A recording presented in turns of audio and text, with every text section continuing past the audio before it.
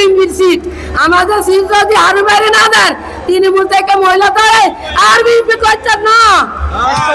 পুরা তৃণমূল থেকে আমাদের সবাই এক দাবি এক কথা, হারুন ভাইকে, হারুন ভাই নমিনেশন হারুন ভাইকে চাই, নইলে এই রামুল্লাহ তারেক রহমান সাহেব এই সিট হারাবেন, বারবার বলি এই সিট হারাবেন। আমাদের এই রামুল্লাহ সিট বিএনপির সিট, আমাদের সিট যদি হারুন ভাই না দেন তৃণমূল থেকে মহিলা ধরে আর বিএনপি করছে না।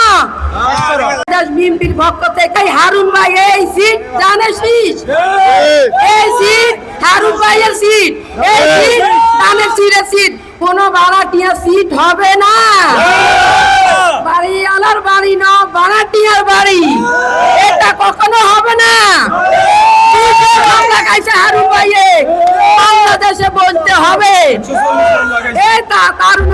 অহংকার তারেক রহমান সাহেব, আপনার দৃষ্টি আকর্ষণ করি, আপনি বলছেন ত্যাগী নেতাদেরকে দানিশ নমুনি দেওয়া হবে।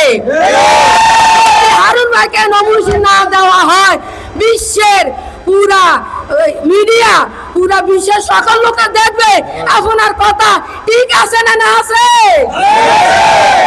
এই হারুন ভাইয়ের 200 মামলা কারা নির্যাতন হয়েছে, এই হারুন ভাইয়ের পক্ষে সবাই আসেননি, আপনারা হাতুরান আসেননি।